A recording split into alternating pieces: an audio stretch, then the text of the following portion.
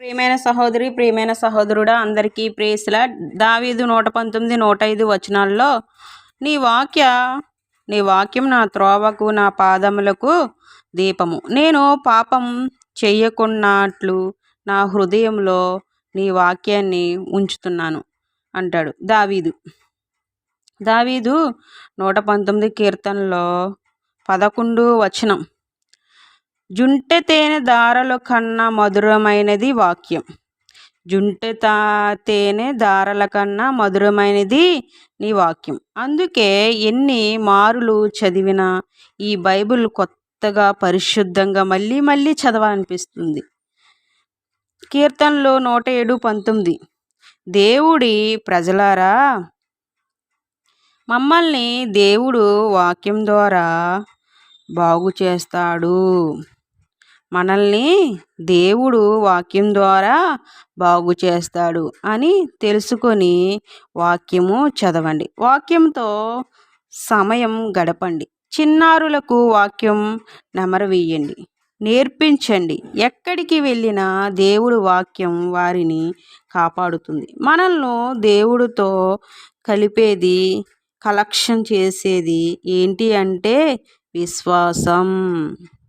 మనం దేవుడితో కనెక్టెడ్ అయి ఉండాలి అనేవారు విశ్వాసం కలిగి ఉండాలి. మీ ఇంట్లో సడన్గా లైట్ ఆగిపోతుంది, ఫ్యాన్ ఆగిపోతుంది, ఫ్రిడ్జ్ ఆగిపోతుంది. అప్పుడు ఏం చేస్తారు? ఇంట్లో కరెంటు ఆగిపోయింది, పక్కింట్లో అన్నీ ఉన్నాయి, ఎదురింట్లో అన్నీ ఉన్నాయి, వీధిలో బయట అన్నీ వెలుగుతున్నాయి. వెళ్ళి చూస్తే అందరింట్లో అన్నీ వెలుగుతూ కనిపిస్తున్నాయి. టీవీ అన్నీ ఆల్మోస్ట్, ఫ్యాను అన్నీ వెలుగుతున్నాయి. మీ ఇంట్లో లైట్లు లేవు. అప్పుడు మీరు ఏం చేస్తారు చెప్పండి? ఎక్కడికి పరుగెడతారు చెప్పండి? మా ఇంట్లో ఎందుకు లైట్లు లేవు అని అరుస్తారా? అరవరా? మీ అందరికీ ఒక స్థలం ఉంటుంది, వెళ్తారు. ఫీజు కెరీర్ దగ్గరికి వెళ్తారు. అక్కడ తల్ల వెంట్రుక సన్నగా ఉన్న వైరు కనెక్టెడ్ అయి ఉంటుంది. దాన్ని మీరు ఫీజు వైరు తీసుకొని దీనికి మధ్యలో చిన్న తల వెంట్రుక లాంటి వైరు కడతారు. కట్టి మళ్ళీ ఫీజు కెరీర్ని ఇన్స్టాల్ చేస్తారు. వెంటనే ఇంట్లో కరెంటు వస్తుంది. మరి పోయింది కదా, ఎలా వచ్చింది? తల వెంట్రుక లాంటి సన్నటి వైరు కడితే, కనెక్టెడ్ చేస్తే అన్నీ పనిచేస్తున్నాయి. ఫీజు వైరు కన్నా పెద్దది ఫ్యాన్ తిరుగుతుంది. ఫీజు వైరు కన్నా పెద్దది పెద్దవన్నీ పనిచేస్తున్నాయి. మరి ఏది ఇవన్నీ పనిచేసేలా చేసింది? చిన్న వైరు, అంటే చాలా చిన్నది, అల్పమైనది పెద్ద వాటినన్నిటికీ పనిచేసేలా చేస్తుంది. అవును, మీ జీవితంలో కూడా దేవుడికి మీకు డిస్కనెక్టెడ్ అవుతే దేవుడు తన కృపని ఇస్తున్న దేవుడు సహాయం చేస్తాడు. దేవుడు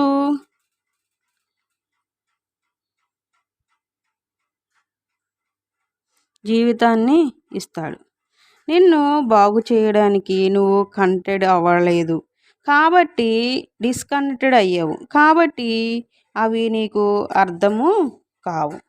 హల్లెలూయా, అర్థము కావు. దేవుడికి నువ్వు డిస్కనెక్టెడ్ అయ్యావు కనుక నీకు అర్థం కావు. అర్థం కాదు. నీ మీద నీకు కోపం వస్తుంది. పరిస్థితులు బాగోలేదు అని బాధపడుతూ ఉంటావు. ఎందుకు నాకే జాబ్ రాలేదు? ఎందుకు నా వ్యాపారం బాగలేదు? ఇలా అయింది ఎందుకు? డబ్బు రావట్లేదు ఎందుకు? నా పరిస్థితి మారిపోయింది. ఇంటి ఎదురు ఉన్నవాళ్ళు బాగానే ఉన్నారు, పక్కింట్లో ఉన్నవారు బాగానే ఉన్నారు, ఆ పక్కింట్లో ఉన్నవారు బాగానే ఉన్నారు. మరి మనం అనుకుంటూ ఉంటాం బాగున్నారు అని. ఎవరికి ఉన్న ప్రాబ్లమ్స్ వారికి ఉంటాయి. ఈ లోకంలో సమస్యలు లేనివారు ఎవరున్నారు? ఈ మధ్యలో కొందరు ఆత్మ నడిపించకుండా వచ్చి మీ ఇంట్లో సమస్యలు ఉన్నాయి. దేవుడు తనకు చెప్తున్నారు అంటారు. మీ ఇంట్లో ఉన్న వంటగదిలో ఉన్న బొద్దింకకు కూడా సమస్యలు ఉంటాయి. ఎవరికి సమస్యలు లేకుండా ఉంటాయి?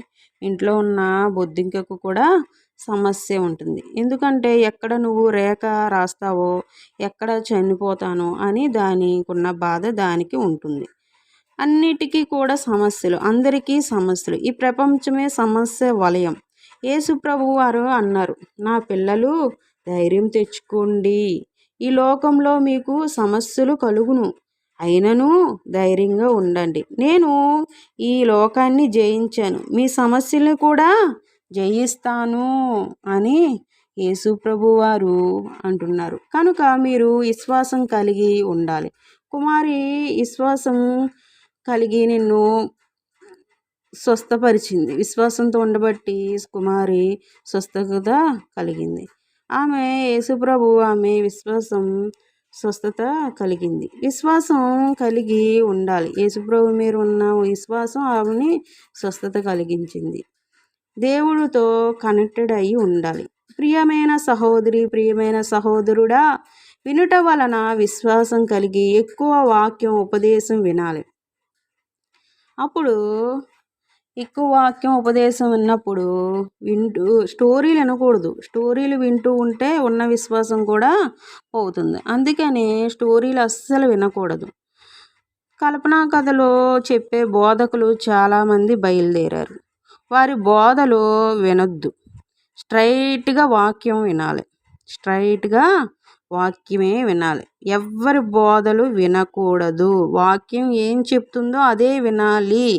హల్లెలూయా.